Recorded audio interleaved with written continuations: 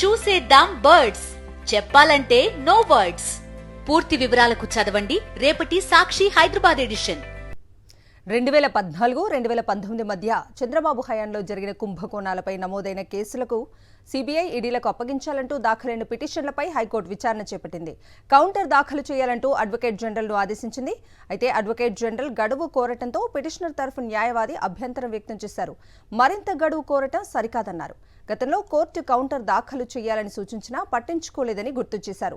కేసుకు సంబంధించిన అనుబంధ పిటిషన్లోనూ కౌంటర్ దాఖలు చేసేలా ఆదేశాలు ఇవ్వాలని పిటిషనర్ తరఫు న్యాయవాది కోర్టును కోరారు.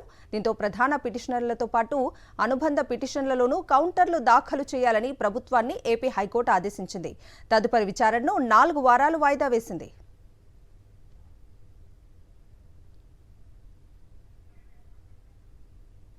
సీఎం చంద్రబాబుపై నమోదైన కేసులపై సీబీఐ జాప్యం చేస్తుందన్నారు పిటిషనర్ తరఫు న్యాయవాది చింతల సుమన్.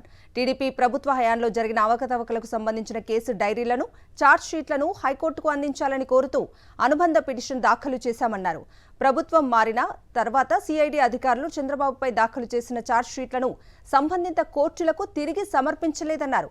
అందుకు తాము కేసుకు సంబంధించిన అన్ని వివరాలు కోర్టుకు అందించాలని అనుబంధ పిటిషన్ వేశామని పేర్కొన్నారు.